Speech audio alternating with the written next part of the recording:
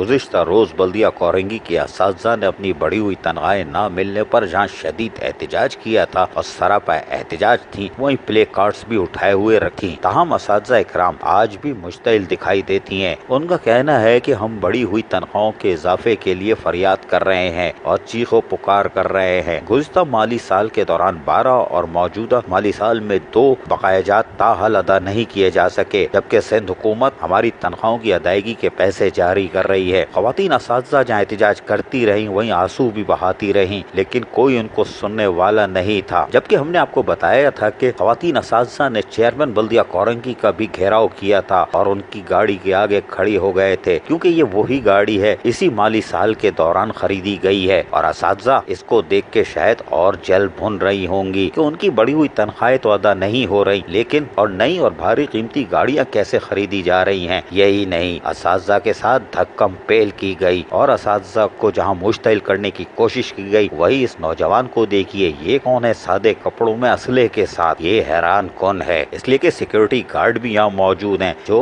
Chairman की रवानगी के लिए रास्ता बनाने की कोशिश कर रहे हैं। हॉर्न पे हॉर्न बज रहे हैं और ये असला लिए हुए नौजवान असातिज़ा को और दीगर को धकेल रहा है। ये एक अजब तस्वीर है। सल्तनत बल्दिया कोरंगी में जहाँ असातिज़ा का एहतराम भी बाकी नहीं रहा, वहीं इस तरह की हरकतें यकीनन असातिज़ा को मजीद मुश्तिल करेंगी। जबकि एजुकेशन से ताल्लुक रखने वाले अफसरान को चाहिए था कि वो आगे आते अपना किरदार अदा करते, क्योंकि इन असातिज़ा की काविशों से मिलने वाले बढ़ी हुई तनख्वाह का फायदा इनको भी होगा। अजीज आरिफ, KBS बल्दियाती न्यूज़, कराची।